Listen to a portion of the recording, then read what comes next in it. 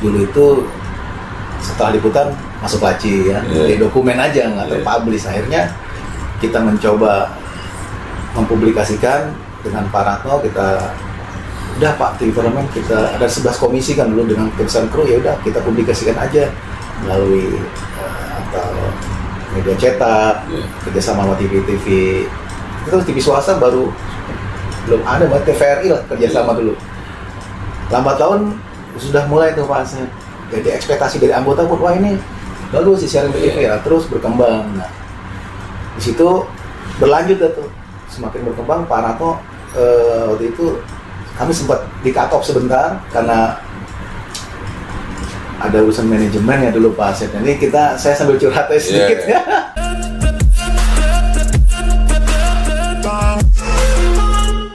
Jumpa lagi Baraya Kang Asep di sore hari ini. Seperti biasa, Kang Asep mau bincang-bincang santai. Kali ini bintang tamu Kang Asep keren orangnya. Baraya Kang Asep pasti akan tertarik ya mendengarkan apa perbincangan kita dengan tamu Kang Asep di sore hari ini. Tamu Kang Asep ini adalah termasuk orang yang membidani ya kelahiran TV Parlemen. Mungkin Baraya Kang Asep ya cukup akrab ya dengan informasi yang disampaikan oleh TV Parlemen. Nah, di bincang santai kali ini Kang Asep mengundang ya salah satu orang di balik TV Parlemen ya. Siapa lagi orangnya? Penasaran kan? Kita saksikan. Selamat sore. Aduh, saya panggilnya apa ya? Bang Roy ya.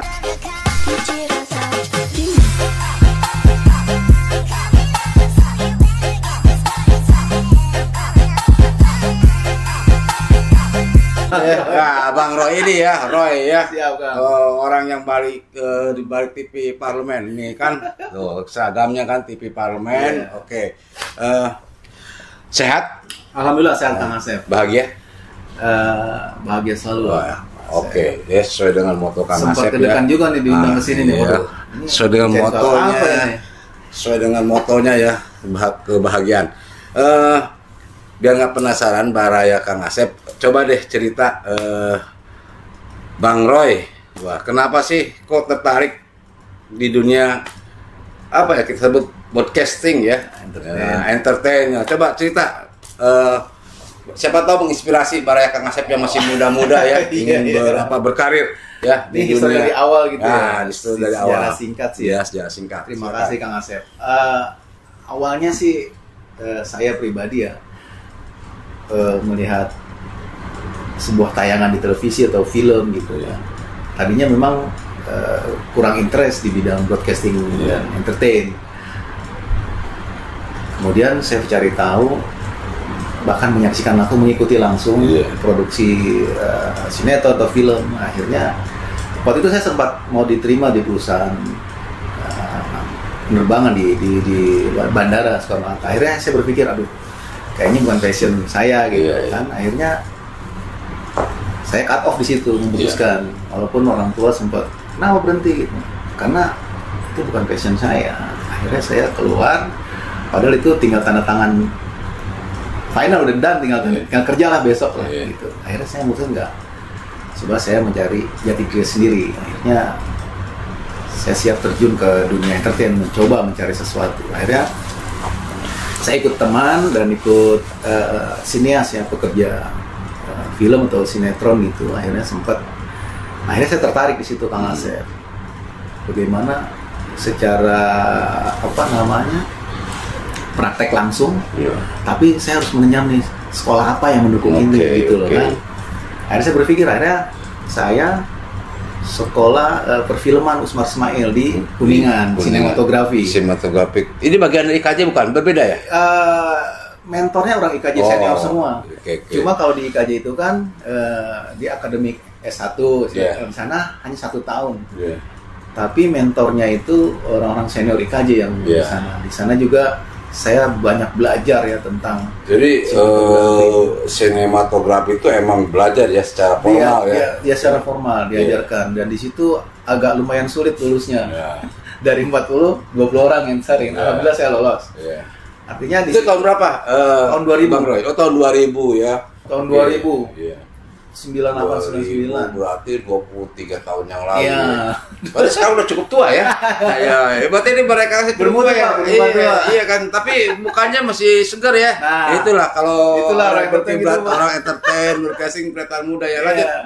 Ya, setelah saya mencari sesuatu gimana ya? Oh, ternyata ini di balik layar seperti ini memproduksi, banyak sekali yang terlibat di dalam satu produksi itu gitu. Ada belajar audio, lighting, scriptwriter, macam-macam. Bahkan di perpustakaan itu sediakan perpustakaan film.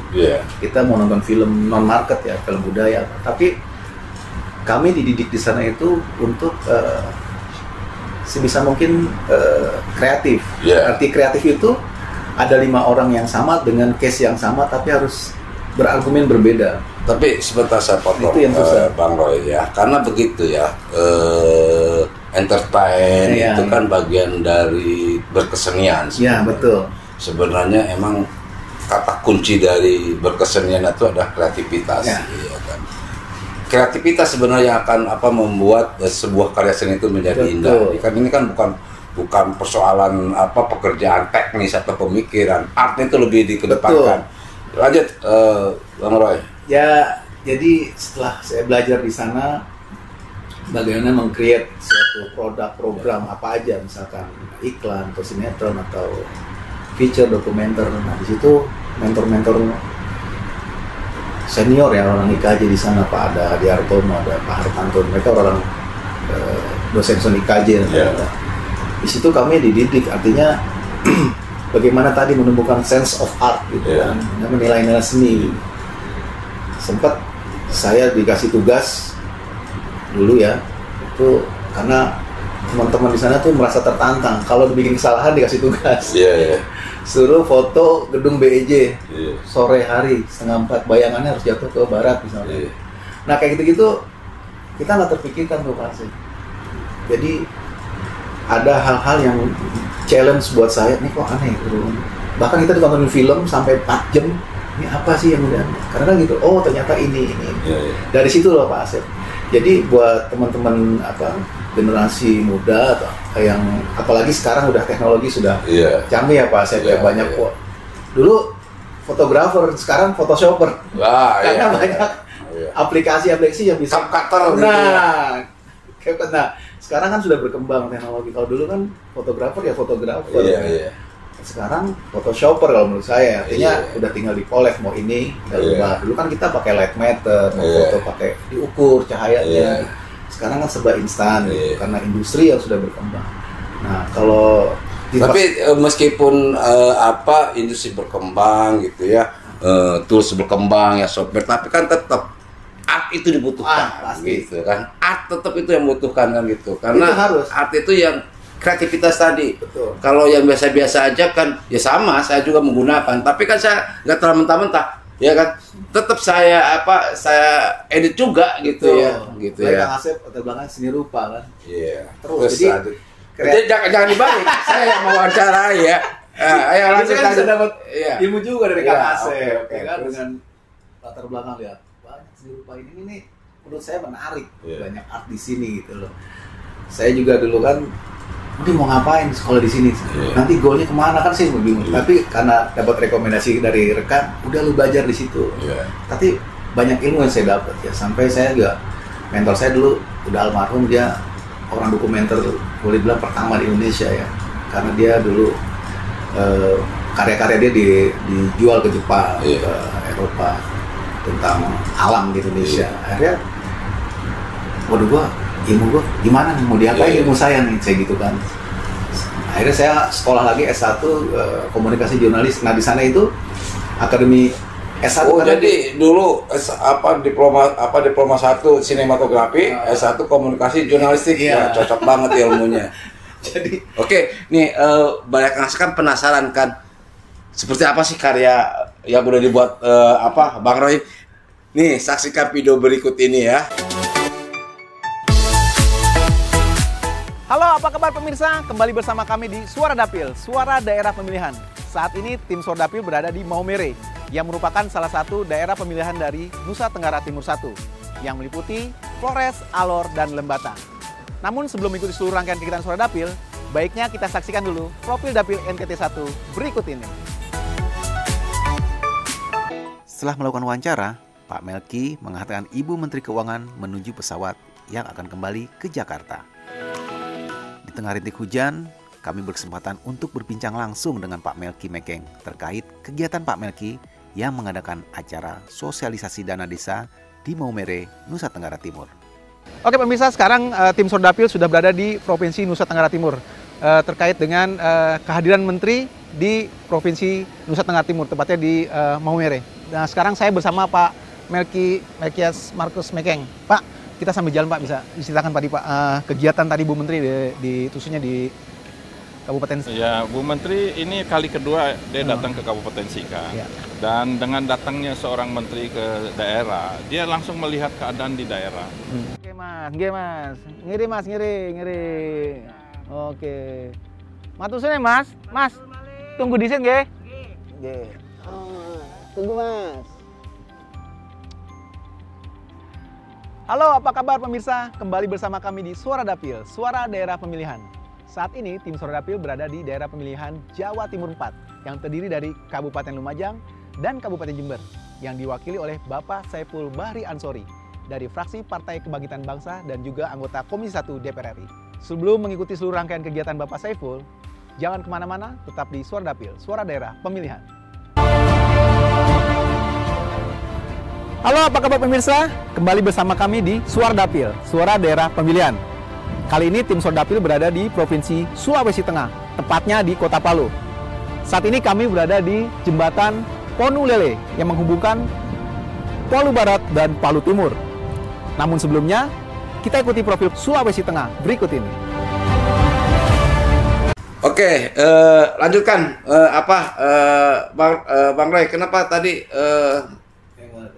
yang tadi tantangannya apa tadi? Ya sekolah itu ke S1 ya. Yeah. Maksudnya kalau di Indonesia ini kan S1 jadi persyaratan untuk masuk ke dunia entertain gitu. Yeah. Padahal kalau di luar negeri sana nggak ditanya S1 atau enggak, apa karya Anda, apa produksi Anda. Jadi kita itu masih tergantung pada selembar sertifikat, ya kan, baik ijazah maupun sebagainya kan. Padahal menurut Pak Rocky Gerung, ijazah itu tanda orang pernah sekolah, bukan tanda orang belajar, pintar, tapi tanda orang pernah sekolah. Betul. Lanjut. Karena teman saya kan sempat di industri film di Singapura, dia ditanya apa karya Anda, jadi bukan S1 yang ditanya. Kalau di sini kan kameramen harus S1. Padahal kameramen itu bisa diklat 3 bulan selesai. Tapi kan di Indonesia ini harus S1 karena penyesuaian gaji kayak gitu. Padahal itu keterampilan gitu kan. Saya sempat diskusi juga soal itu. Jadi para video maker atau kru-kru itu, audioman tuh nggak ada S1 kan. Cuma kalau masuk ke industri televisi harus S1 kayak gitu. Ini harusnya saya sih, ya ini masukan juga mungkin buat pemerintah juga sekalian gitu kan. Mereka ini pekerja-pekerja seni yang memang tidak ada sekolah formal untuk S1. Editor S1 nggak ada, Pak. Dia itu sekolah desain. Paling sekarang sudah banyak sih sekolah-sekolah yang D3 karena ikutin industri yang memang harus jadi syarat gitu. Karena itu di sana berlaku hukum supply demand gitu. Nah, iya benar. Padahal kamu karya apa, pernah produksi apa gitu kan. Oh iya, pernah produksi ini. Padahal dia walaupun dia S1 tapi dia belum pernah berkarya. Itu kan juga belum jadi persyaratan ya. Nah, yang utama akhirnya saya sekolah itu selesai. Ya pernah sih dulu sempat freelance, membuat film FTV, iklan, produksi, banyak yang sudah saya produksi dulu. TVC ya, TV komersil, akhirnya pernah di stasiun TV juga dulu, TV swasta. Jadi sebenarnya sejak kapan sih Bang Roy tuh tahun gitu ya benar-benar berkecimpung di dunia entertainment ini? Sejak kapan sih persisnya? Terus di mana aja? Oh, dulu 99 itu saya sempat freelance ya di salah satu PH gitu. Tahun 2000 saya sekolah sambil produksi di luar, sambil magang, sambil kerja juga cari, yang penting dapat penghasilan buat bayar kuliah. Entah itu mau syuting kawinan kayak mau syuting iklan. Kawinan pun kita bikin prewed misalkan di salah satu pulau. Nah, prewednya itu dulu kami yang mendesain sama teman-teman gitu. Jadi ada di luar yang sudah ada kita berinovasi. Jadi tertarik kayak gitu ya. Karena kita sekolah dulu kan ya. Ini juga ada juga nih Pak Kang Asep. Waktu saya sekolah di Kuningan itu sekolah sinematografi, kita namanya ada arisan ide.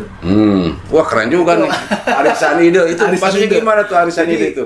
Arisan itu sebulan sekali kita ketemu. Lo idenya apa? Nih idenya apa teman-teman? Oh jadi kayak arisannya kalau udah menang harus gitu kan? Tapi bukan uang ya. Iya ide. Ya itu. Jadi enakan yang terakhir loh yang dapet ya. Oh tapi enggak ya kan dikocok ya? Enggak. Dikocok? Iya. Kocok ya. Misalkan kalau dikocoknya kan kadang arisan suka dikocok sekalian. Paling enak terakhir, mikirnya lebih banyak kan gitu. Enggak, jadi menarik ya. Arisan idenya bukan uang. Iya. Jadi ide. Nah, dengan case yang sama tapi harus berbeda gitu. Jadi kita semua alat komunikasi kita simpan. Enggak ada tuh megang handphone apa. Jadi datang ngasih ide, bukan ngasih uang gitu. Oh ya ini nanti kolaborasi. Nanti kita jual ke luar atau ke stasiun TV atau kemana ke PH. Nah ide-ide itu yang sampai sekarang saya bisa adopt gitu. Oh ini tapi di-create seperti apa gitu. Dengan bentuk yang sama. Ini topi ini begini, bagaimana supaya menarik topi ini. Nah, kayak begitu Kak. Jadi arisan ide itu sempat berjalan 6 bulan. Akhirnya teman-teman sudah pada lulus, pada mencatat, ada yang di dunia film, video klip macam-macam, ada yang jadi art directing. Ya saya dunia TV udah selesai, di dunia PH akhirnya saya terjun ke politik nih, mencoba atau masuk ke sini. Ke TV politik ini anggota DPR, anggota politik. Enggak, ke TV parlemen. Ke institusi politik. Iya, institusi politik. Ya. Sebelum lanjut kita ngopi dulu. Sore-sore itu paling enak ngopi. Boleh Kang Asep. Iya, kebetulan pakai gelasnya gelas Kang Asep TV. Ini promo juga. Wujudkan kebahagiaanmu dengan mengeksploitasi potensimu. Oke, kita coba dulu kopinya. Wes, mantap. Mantap ya. Oke. Sejar. Kita lanjutkan. Bagaimana tuh sejarah bisa masuk ke DPR ini? Terlibat membangun TV parlemen itu gimana? Ya, sejarahnya waktu itu seiring dengan saya sambil sekolah ya, ada tawaran, ada direkrut lah kami, sounding sama teman, mau nggak sini nggak? Dari salah satu PH, kebetulan PH-nya juga, ownernya senior saya juga, Pak Andi Januar waktu itu yang PH, kita bertemu di sini dengan waktu itu kepala bagiannya Pak Ratno. Iya, Pak Ratno. Pak Ratno, kita di hire, mau diapain ini? Ya, kita punya alat, SDM kurang, terus mau publikasinya mau seperti apa gitu. Nah, yang assessment sih waktu itu Pak Ratno, kita diskusi begini aja seperti biasa. Yo, kita mau apa ini dengan alat minimalis, kru minimalis gitu. Sementara kan dulu dokumen kru minimalis, SDM minimalis, tapi diharapkan hasil maksimalis. Nah, itu ya, hasil maksimal, artinya itu challenge juga buat kami kan dengan keterbatasan SDM dan equipmentnya. Jadi dulu itu setelah liputan masuk laci ya, di dokumen aja nggak terpublish. Akhirnya kita mencoba mempublikasikan dengan Pak Ratno, kita udah Pak TV Parlemen, kita ada 11 komisi kan dulu dengan keputusan kru, ya udah kita publikasikan aja melalui atau media cetak, kerjasama sama TV itu TV swasta baru belum ada, buat TVRI lah kerjasama dulu. Lambat laun sudah mulai tuh Pak Asep, jadi ekspektasi dari anggota pun wah ini bagus sih siaran TV ya, terus berkembang. Nah di situ berlanjut tuh, semakin berkembang. Pak Ratno waktu itu kami sempat di cut off sebentar karena ada urusan manajemen ya dulu Pak Asep. Ini saya sambil curhat sedikit ya. Jadi sempat kami nggak digaji itu 3 bulan Pak Asep. Karena kita sudah terikat kontrak dengan stasiun TV, mau nggak mau kita harus jalan terus. Tiap hari tayang itu. Dan ini menjadi Suara TV bukan tuh? Bukan, dulu Suara TV malah sempat konkolab ya. Ditutup, kita ambil, bukan ambil ya, kita bukan take over ya, kita buat TV parlemen. Walaupun di Suara TV dulu gaungnya kurang ya. Dengan ada teman-teman dari dulu ada 10 orang ya teman-teman yang masuk gitu, ada editor, ada tim kreatif, produser, saudara. Nah itu gabung semua dengan tenaga PNS di sini dulu kan. Kameranya pun besar, itu 12 kilo dulu. Akhirnya lambat laun berkembang Pak, terus di hire lagi tenaga baru. Tiap hari gue tayang setengah jam, dan itu ketika kami 3 bulan nggak dapat honor karena ditanggung jawab profesi kita jalankan. Nah itu mungkin Pak Ratno tahu ya, itu tentang teman-teman di situ. Kita terus berjuang bagaimana ini tetap terpublish Citra DPR. Itu buat saya menjadi challenge juga sih. Gimana kita di salah satu sendiri kebutuhan kita belum terpenuhi, tapi tanggung jawab kita. Nah, dan menurut saya itu juga nggak mudah juga ya Bang Roy ya membangun TV parlemen itu ya, karena maaf saja ya, Citra DPR kan apalagi ketika masih begitu, sekarang udah agak lumayan ya. Wah dulu kan ketika begitu kurang bagus itu kan susah banget gitu ya. Saya bisa memahami bagaimana ya. Banyak cerita sih Kang Asep. Iya, berat tantangannya gitu ya. Berarti udah berapa tahun nih di TV Parlemen? 2008 sekarang. Berarti udah hampir 16 tahun. 16 tahun. Oh iya ya, 16 tahun ya. Cukup lama ya, berarti tahu banget ya sejarahnya. Tahu banget, bahkan banyak cerita juga sih suka dukanya di sini ya. Mungkin ini buat teman-teman yang jurnalis yang coba oke lah, kita biarlah suka itu milik kita. Iya kan ya. Biarlah duka itu milik kita, suka yang kita bagikan. Nah, sukanya apa sih membangun dan bekerja di TV Parlemen itu apa Bang Roy? Sukanya sukanya kita memberitakan berita, tentunya berita positif ya, di luar bahwa DPR itu kan dibilang di luar itu citranya kurang lah ya, baik. Tapi dengan semaksimal mungkin kita mempublikasikan ini loh, anggota dewan nih dari 500 lebih nih, 560 lebih nih, semua bekerja gitu, nggak gara-gara 2 orang, 3 orang. Gitu. Tapi ini beban kita. Akhirnya kita dulu ada berita ringan tentang anggota dewan yang sering pakai baju hitam-hitam, kita liput, naik kereta segala macam. Itu kan pencitraan, memang dia seperti itu. Dan kita publish, ya alhamdulillah. Publik, wah itu anggota DPR, ada juga yang itu ya. Nah kita pelan-pelan kita, dan saya merasa bahwa ada loh nih anggota dewan yang memang bekerja. Bahkan dulu tuh ada yang meninggal pada saat mau berangkat, mau take off dari Halim. Padahal dia baru rapat jam 2 pagi, jam 4. Nah itu kita publik bahwa itu anggota dewan itu kerja. Gitu. Sedangkan publik di luar sana yang mohon maaf ya sisi negatifnya. Iya, karena gini, jadi betul kita memahami ya, inilah TV parlemen itu kan bagaimana memberikan edukasi terhadap publik ya. Karena kan publik itu banyak yang belum tahu gitu ya. Karena kan seolah yang mencuat itu ketika ada hal yang jelek ya, itu yang seolah yang dikonsumsi oleh publik gitu ya. Kan ada istilah bad news is good news gitu ya. Nah, pada sisi baiknya itu yang nggak kelihatan ya, sisi positifnya itulah tantangan dari ini ya, bagaimana kita mensosialisasikan itu, karena ini bagian dari edukasi publik. Karena gimana pun ya parlemen itu adalah kontrol untuk pemerintah. Jadi dimanapun yang namanya parlemen gitu ya, DPR itu emang dibutuhkan di suatu negara ya, kalau kita ingin menghasilkan kualitas demokrasi yang lebih baik, begitu ya? Betul Pak. Oke, lanjutkan, suka lagi. Kan nggak boleh duka-dukanya. Duka biarlah dipendam, suka yang kita bagi. Prinsipnya sih happy ya, kita kerjaan itu selalu happy, di bawah happy kan. Jadi apa yang kita produksi, apa yang kita